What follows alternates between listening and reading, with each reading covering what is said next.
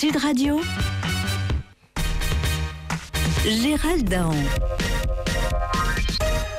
Nicolas Sarkozy, Monsieur le Président, bonjour. Bonjour, oui, je préfère Monsieur le Président. Oui, vous me l'avez dit hier déjà. Oui, c'est vrai. J'ai retenu, vous avez. Ah ouais, je vois Ça bien. fonctionne là-haut. Ah oui, ça marche et vous avez la lumière à tous les étages. Ouais, c'est bien. Et en plus, je suis grand, donc il y a beaucoup d'étages. Vous avez vu? Ah Plus oui, grand que bah, vous. bah, ça va, hein. Bon, d'accord. Posez votre question. Ah oui, c'est vrai, j'en oubliais ma question. je vous en prie. Vous avez suivi les événements toulousains de très près. On l'a vu, beaucoup de gens trouvent que le raid, et on l'a dit ce matin, a un peu tardé à intervenir. Eh ben moi je dis que non. Ah bon? Moi je dis qu'ils sont même allés trop tôt. Hein. L'idéal, ça aurait été que le siège dure jusqu'au 22 avril. Les gars du raid, ils étaient bien installés à l'aise, avec des matelas Dunlopillo, une grosse télé, des DVD de Disney. Mohamed Merah, on lui aurait fait passer des sandwichs et du papier toilette.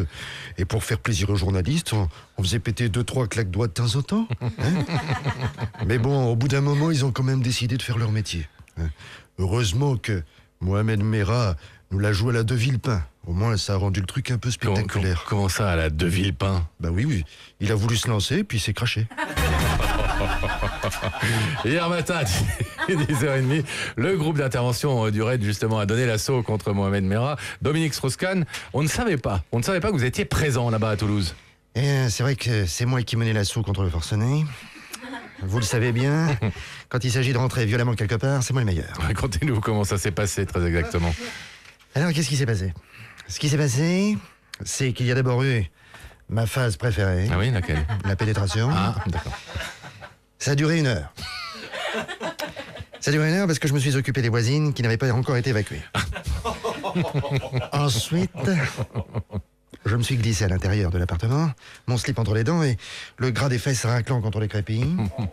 J'ai ainsi progressé à l'aveugle, utilisant ma verge en érection en guise de périscope, et je me suis retrouvé devant la porte de la salle de bain. Et c'est là qu'il a jailli. Comme chacun sait, le jaillissement de salle de bain, les baloches à l'air, c'est ma spécialité.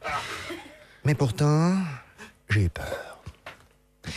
J'ai eu très très peur. Et alors, qu'est-ce que vous avez fait, monsieur Strauss-Kahn? Oh bah je me suis branlé. Mais, pardon, mais ça sert à rien en l'occurrence. Non, je sais, mais ça fait du bien. Il y a aussi des artistes qui réagissent après l'assaut final de Toulouse. François Cluzet, on vous sent totalement révolté. Non mais qu'est-ce que c'est que cette histoire là, hein? Et oh, non mais oh, ils se croient intouchables là, les journalistes là, mais un petit peu que je suis révolté. Non mais c'est des grands malades, hein? Non mais oh, 2 jours de direct juste pour un Gugus enfermé dans un studio et qui va se faire tirer comme un lapin par 800 militaires, c'est ça? Mais qu'est-ce qui vous arrive là? Oh, il y a un camion de pompiers, une pauvre voiture de flic en travers de la rue avec personne dedans et les gars ils meublent à l'antenne en filmant 24 heures sur 24. Bonjour le scoop, hein, bravo le journalisme d'investigation. Hein. Ah non mais quelle époque, hein, non mais c'est du grand n'importe quoi. Hein. Non mais attention les gars, vous savez comment ça s'appelle ce que vous faites là? Non. Hein. Eh ben moi je vais vous le dire mes petits potes. Hein. Ça s'appelle de l'audimat et puis c'est tout. Hein. Comme s'il se passait plus rien dans le monde, la Syrie, la marée noire en Norvège ou encore je ne sais quel séisme de magnitude je sais pas quoi sur l'échelle de mes deux, là, on s'en fout là, hein, c'est ça, hein? Non mais oh. Et puis le Mohamed Merah là, oui. Il était quand même vachement connu avant de se faire toutes ces conneries. Ça c'est vrai. Bon, il y en a encore beaucoup des malades en liberté dans les fichiers de la DCRI, ou bien c'est comme pour moi quand je fais un excès de vitesse, on me laisse partir parce que je suis connu là. Oh. Oh, ça arrive ça? Bah oui, les gars célèbres, on les laisse tranquilles. Hein. Qu'est-ce que tu veux? Bon, c'est sûr que Merah l'arrêter pour excès de vitesse, ça l'aurait tout de suite moins fait. Mais bon, oui. Non mais quelle époque! Vous savez que je suis à 2 doigts de m'acheter un scooter, moi les gars, je vous préviens. Stéphane Guillon, il s'en est passé quand même des choses cette semaine. En effet, Pascal, il s'en est passé beaucoup de choses. Pour honorer la mémoire des victimes du tueur toulousain, David Douillet a demandé qu'1 minute de silence soit observée avant chaque compétition sportive jusqu'au 25 mars. Alors moi je dis, allons plus loin, demandons 5 ans de silence à tous les hommes politiques qui parlent pour ne rien dire. Lundi soir, c'était la première de la nouvelle comédie musicale de Davatia, 1789, Les Amants de la Bastille. On ne sait pas si c'est bien, mais on sait déjà que Mélenchon chante faux. Ah oui. Cinéma, cette semaine est sorti Hunger Games, un film dans lequel les candidats sont choisis pour se battre jusqu'à la mort dans un jeu télévisé sordide. Pas besoin d'aller le voir, on sait déjà que c'est Hollande qui gagne à la fin.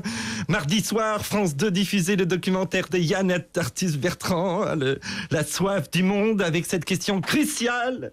Comment l'humanité fera-t-elle quand il n'y aura plus une goutte d'eau sur la planète ? Comme l'a déclaré Jean-Louis Borloo quand il était ministre de l'écologie, qu'il y ait plus d'eau sur la planète, on s'en fout du moment qu'il reste des glaçons pour mettre dans la Suze. On termine avec le tueur de Toulouse.